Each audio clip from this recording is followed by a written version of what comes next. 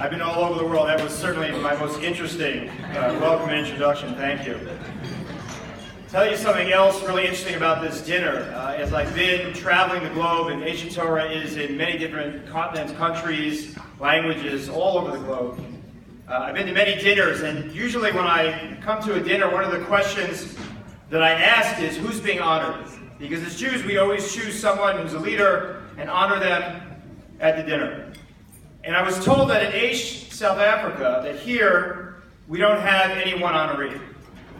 And when I asked why that was, they said because everyone in the room is a special person and a leader, and we don't want to choose anyone. It's really about honoring our whole family in this room.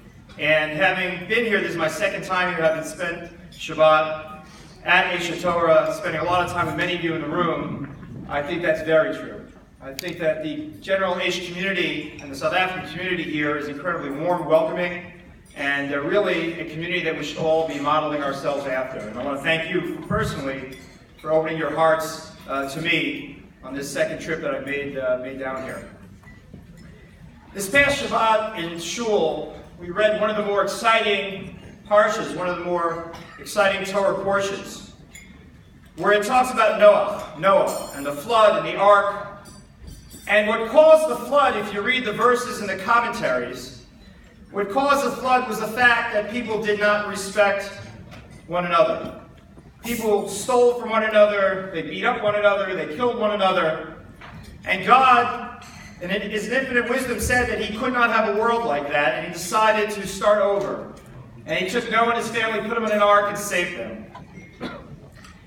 And then after that lesson, a little bit later on, there's another story, which is well known, but perhaps not as well known.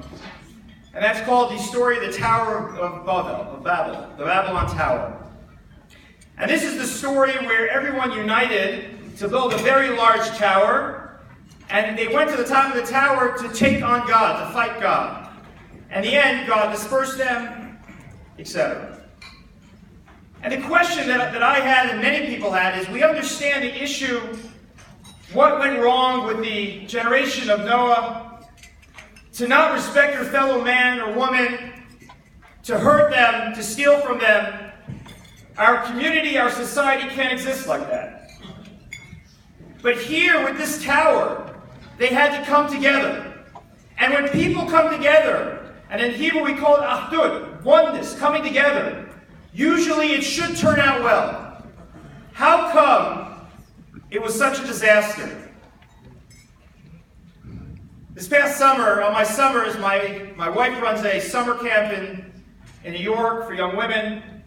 I usually go on weekends, and I use this time to catch up on my reading.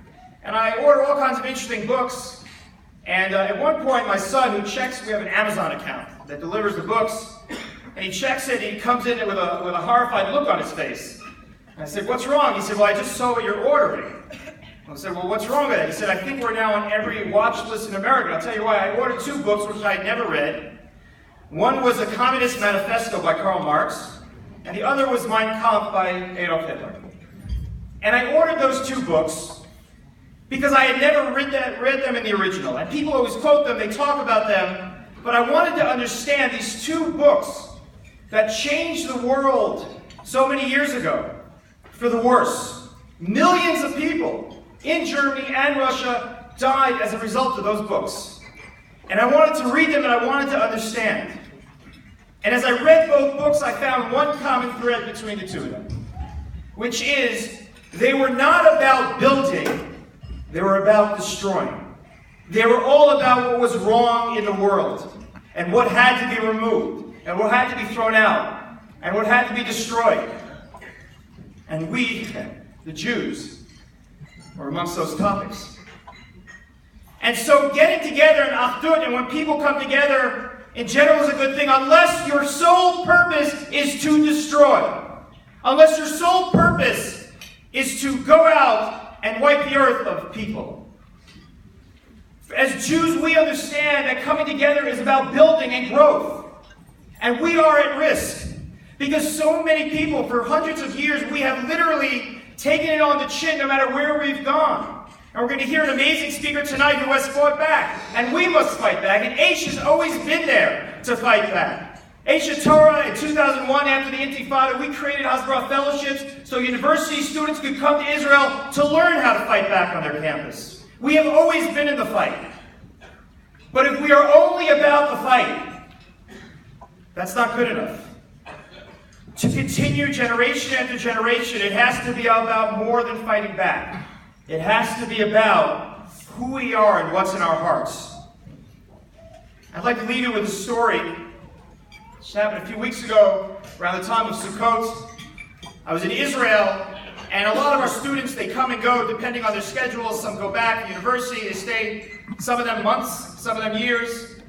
There was a young man from California who was going back home. And he reached out to me and he said, "Do you mind if we speak before I leave?" So I made time, we went, we sat on the porch of the yeshiva, they were building the sukkah above us. And he started to tell me his story. His story was that as a student in California, he was extraordinarily pro-Israel. Didn't have much of a Jewish background, but he knew that Israel was something in his heart. He knew it was something that he should fight for. And so he, on campus, led the pro-Israel coalition. And then he took a group of non-Jews from California to Israel to show them the beauty of Israel. What an incredible Kiddush Hashem sanctification of God's name. To bring people that were not Jewish to Israel to show them how great the country was. Well, he came to Israel during a holiday called Purim. And they go out, there's this kind of carnival, Mardi Gras atmosphere going on with costumes. And so they turned to him, since he was a leader on the trip, and they asked him for an explanation. And he said to me, he was so embarrassed because he couldn't tell them what Purim was all about. And he then and there decided that he would come back to Israel and he would explore his heritage. And he went back home, got in contact with the local Aish HaTorah branch, and he made plans and he came over in the summer to spend the summer with us. He said it wasn't easy at first. He came in, he was very apprehensive. He said, but everyone was so warm and welcoming to him that he had such an amazing time that he was going back not only as a pro-Israel Jew, but as a pro-Jewish Jew. And I think that is the lesson of Aish HaTorah. That Aish HaTorah will always be there in the trenches to fight any fight that we have to as Jews. But we will be so much stronger if we know why we're Jews. We will be so much stronger if we know our heritage. We will be so much stronger if we know and understand the Bible.